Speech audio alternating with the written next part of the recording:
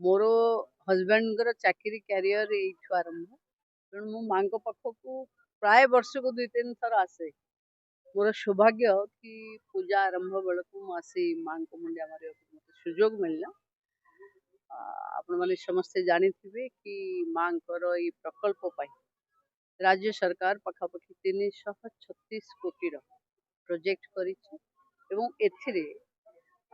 नुआ करी आड हबो ब्रेस्ट फीडिंग सेंटर जो छुआ मान को माँ माने साथी आनिक आसुचंती खुशी रे स्तनपान करई पारिबे से फैसिलिटीज आमे पूरी श्री जगन्नाथ मंदिर रे आरंभ करिछु। एबे सेटा भोकगान तारिणी रे भी स्टार्ट देखो माँ समस्त को आशीर्वाद करंतु माँ घंट घोड़े रखंतु माँ संकट हारिणी जे तारिणी ना स्मरण करे तार संकट दूर हुए।